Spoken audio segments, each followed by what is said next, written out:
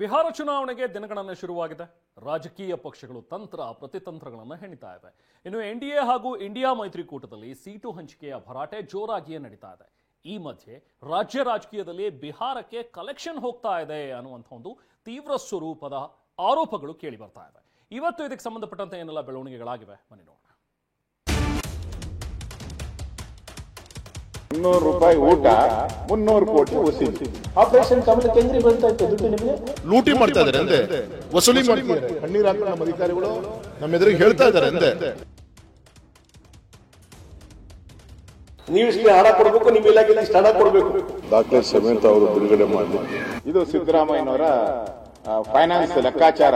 ಯಾವ ರಾಜ್ಯ ಚುನಾವಣೆಗೂ ಕೂಡ ಕರ್ನಾಟಕದಿಂದ ಏನು 5 ಪೈಸೆನೂ ಕೊಟ್ಟಿಲ್ಲ.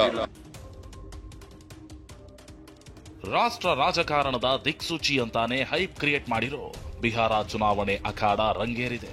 ಮೊದಲ ಹಂತದಲ್ಲಿ ಚುನಾವಣೆ ನಡೆಯುವ ಕ್ಷೇತ್ರಗಳಿಗೆ ನಾಮಪತ್ರ ಸಲ್ಲಿಕೆಯೂ ಮುಗಿದಿದೆ. ಮೋದಿ ರಾಹುಲ್ ಅಬ್ಬರದ ಕ್ಯಾಂಪೇನ್ಗೆ ರೆಡಿಯಾಗಿದ್ದಾರೆ. ಈ ನಡುವೆ ಇಂಡಿಯಾ ಮೈತ್ರಿಕೂಟದಲ್ಲಿ ಸೀಟು ಹಂಚಿಕೆ ಒಪ್ಪಂದ ಇನ್ನೂ ಪೂರ್ತಿಯಾಗಿಲ್ಲ. ಹೀಗಿದ್ರೂ ಆರ್ಜೆಡಿ 143 ಕ್ಷೇತ್ರಗಳಲ್ಲಿ ಸ್ಪರ್ಧಿಸುವುದಾಗಿ ಪಟ್ಟಿ ಬಿಡುಗಡೆ ಮಾಡಿದೆ.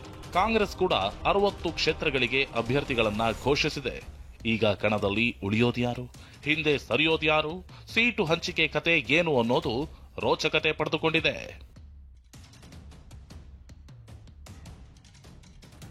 ಬಿಹಾರದಲ್ಲಿ ಇಷ್ಟೆಲ್ಲ ಆಗ್ತಿರುವಾಗಲೇ ಇದೇ ಬಿಹಾರ ಚುನಾವಣೆಯ ವಿಚಾರ ಕರ್ನಾಟಕದಲ್ಲೂ ಬಿಜೆಪಿ ಕಾಂಗ್ರೆಸ್ ಕದನಕ್ಕೆ ನಾಂದಿ ಹಾಡಿದೆ.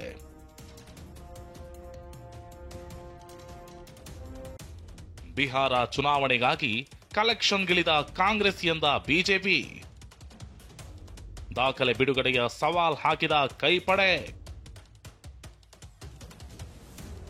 ಇತ್ತೀಚೆಗೆ ಸಿಎಂ ಸಿದ್ದರಾಮಯ್ಯ ಸಚಿವರೊಂದಿಗೆ ಡಿನ್ನರ್ ಮೀಟಿಂಗ್ ನಡೆಸಿದ್ರು. ಈ ಡಿನ್ನರ್ ಮೀಟಿಂಗ್ ನಡೆಸುತ್ತೆ ಬಿಹಾರ ಚುನಾವಣೆಗೆ 300 ಕೋಟಿ ವಸೂಲಿ ಮಾಡಲು ಅಂತ ವಿಪಕ್ಷ ನಾಯಕ ಆರ್ ಅಶೋಕ್ ಆರೋಪಿಸಿದ್ರು. ಇದಕ್ಕೆ ನಿನ್ನೆ ಸಂಸದ ರಾಘವೇಂದ್ರ ಕೂಡ ಧ್ವನಿಗೂಡಿಸಿದ್ರು. ಇನ್ನಿವತ್ತು ಮಾಜಿ ಸಿಎಂ ಜಗದೀಶ್ ಶೆಟ್ಟರ್ ಕೂಡ ಹಣ ವಸೂಲಿಗೆ ಫಿಕ್ಸ್ ಮಾಡಿದ್ದಾರೆ ಎಂದಿದ್ದಾರೆ.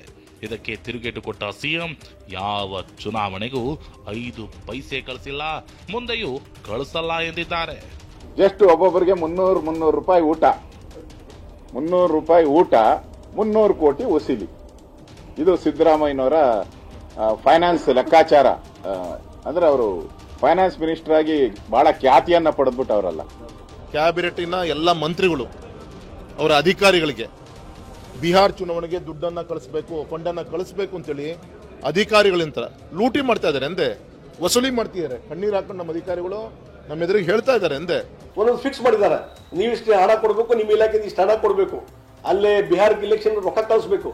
ಇದೆಲ್ಲ ಮಾತುಕತೆಯಾಗಿ ಇವತ್ತು ಬಿಹಾರಕ್ಕೆ ಹಣ, ಯಾಕಂದ್ರೆ ಇಡೀ ರಾಷ್ಟ್ರದಲ್ಲಿ ನಮಗೆ ಯಾವತ್ತೂ ಯಾವ ರಾಜ್ಯ ಚುನಾವಣೆಗೂ ಕೂಡ ಕರ್ನಾಟಕದಿಂದ ಏನು 5 ಪೈಸೆನೂ ಕೊಟ್ಟಿಲ್ಲ, ಬಿಹಾರಕ್ಕೂ ಕೊಡ್ತಾ ಇಲ್ಲ. ಇಷ್ಟು ಮಾತ್ರವಲ್ಲ, ಡಿಸಿಎಂ ಡಿಕೆ ಬಿಜೆಪಿ ಆರೋಪಿಸುತ್ತಿರುವಂತೆ ಹಣ ವಸೂಲಿ ಬಗ್ಗೆ, ಕಲೆಕ್ಷನ್ ಬಗ್ಗೆ ದಾಖಲೆ ಇದ್ರೆ ಬಿಡುಗಡೆ ಮಾಡುವಂತೆ ಸವಾಲು ಹಾಕಿದ್ದಾರೆ. ಅವ್ರದ್ದೇನೋ ದಾಖಲೆ ಇದ್ರೆ ದಾಖಲೆ ಸಮೇತ ಅವರು ಬಿಡುಗಡೆ ಮಾಡಲಿ. ಅವರ ಆರೋಪ ಎಲ್ಲ ಅದಕ್ಕೆ ಮತ್ತೊಂದು ಸುಳ್ಳಿಗೆ ಇನ್ನೊಂದು ಹೆಸರು ತಗೊಳ್ಳೋದು ಬೇಡ. ರಾಘವೇಂದ್ರ ಇಟ್ಟಂಡ್ ಮಾಡ್ತಾರಲ್ಲ ಕೆಲವು ನಾಯಕರುಗಳಿದ್ದಾರೆ, ಇಟ್ಟಂಡ್ ಹಂಗೆ ನೀವು ರಾಘವೇಂದ್ರನು ಆಗೋದು ಬೇಡ. ಹೀಗೆ ಸವಾಲ್ ಹಾಕೋದು ಅಷ್ಟೇ ಅಲ್ಲ, ಸಚಿವ ಪ್ರಿಯಾಂಕ್ ಖರ್ಗೆ ಬಿಜೆಪಿ ಕಾಲದ ಆಪರೇಷನ್ ಕಮಲದ ಬಗ್ಗೆ ಪ್ರಸ್ತಾಪಿಸಿ ಕುಟುಕಿದ್ದಾರೆ. ಜೊತೆಗೆ ಅನಂತ್ ಕುಮಾರ್ ಹಾಗೂ ಯಡಿಯೂರಪ್ಪ ನಡುವೆ ನಡೆದ ಕಪ್ಪ ಕೊಡುವ ಸಂಭಾಷಣೆಯನ್ನ ಸ್ಮರಿಸಿ ತಿವಿದಿದ್ದಾರೆ. ಮಧು ಬಂಗಾರಪ್ಪ ಕೂಡ ಯಡಿಯೂರಪ್ಪ ಆಂಬ್ಯುಲೆನ್ಸ್ನಲ್ಲಿ ಹಣ ತಂದಿದ್ರು ಎಂದಿದ್ದಾರೆ. ಆಪರೇಷನ್ ಕಮಲ ಕೇಂದ್ರೀಯ ಬರ್ತಾ ಇತ್ತು ದುಡ್ಡು ನಿಮಗೆ. ಇಡೀ ರಾಷ್ಟ್ರದಲ್ಲಿ ಆಪರೇಷನ್ ಕಮಲ ಹೇಗೆ ಆಯಿತು ನಿಮ್ಗೆ ಗೊತ್ತಿರಬೇಕಲ್ಲ. ಎಲ್ಲಿಂದ ಬಂತು ಅಷ್ಟು ದುಡ್ಡು? ತಂದೆಯವರಾದಂಥ ಯಡಿಯೂರಪ್ಪ ಅವರು ವೇದಿಕೆ ದಿವಂಗತ ಅನಂತ್ ಕುಮಾರ್ ಅವ್ರ ಜೊತೆ ಹಂಚ್ಕೊಂಡಾಗ ಏನು ಮಾತಾಡಿದ್ರು? ಮುಖ್ಯಮಂತ್ರಿ ಹಂಗೆ ಆಗಿಲ್ಲಪ್ಪ, ನಾವು ಮೇಲೆ ಕಪ್ಪ ಕೊಡಬೇಕಾಗಿತ್ತು, ನಾವು ಕಪ್ಪ ಕೊಟ್ಟ ಮೇಲೆ ನಮ್ಮ ಮುಖ್ಯಮಂತ್ರಿ ಮಾಡಿದ್ರಂತ ಸ್ವತಃ ಯಡಿಯೂರಪ್ಪ ಅವ್ರು ಹೇಳಿದ್ರು. ಆಂಬ್ಯುಲೆನ್ಸ್ ಅಲ್ಲಿ ಅವರಪ್ಪ ದುಡ್ಡು ತರಿಸಿದ್ರು. ಯಾವ ರಾಜ್ಯದಿಂದ ತರಿಸಿದ್ರಂತೆ? ಪೊಲೀಸ್ ಜೀಪಲ್ಲಿ ತರಿಸಿದ್ರು. ಏನ್ ಸಾಧನೆ? ಮುನ್ಸಿಪಾಲಿಟಿಯಿಂದ ಬಂದವನು. ಆ ಯೋಚನೆ, ಆ ಚಿಂತನೆ ಅದಿಲ್ಲದೆ ಇನ್ನೇನು? ಅವರಿಗೆ ಆ ಅನುಭವ ಇರಬಹುದು. ಒಂದ್ ಕಡೆ ಬಿಹಾರದಲ್ಲಿ ಸೀಟು ಹಂಚಿಕೆಯ ತಿಕ್ಕಾಟ ಮುಗಿಯುವ ಲಕ್ಷಣ ಕಾಣುತ್ತಿಲ್ಲ. ಈ ಮಧ್ಯೆ ರಾಜ್ಯ ರಾಜಕೀಯದಲ್ಲಿ ಬಿಹಾರ ಫಂಡಿಂಗ್ ಫೈಟ್ ಜೋರಾಗಿಯೇ ನಡೀತಿದೆ. Bureau report, TV9.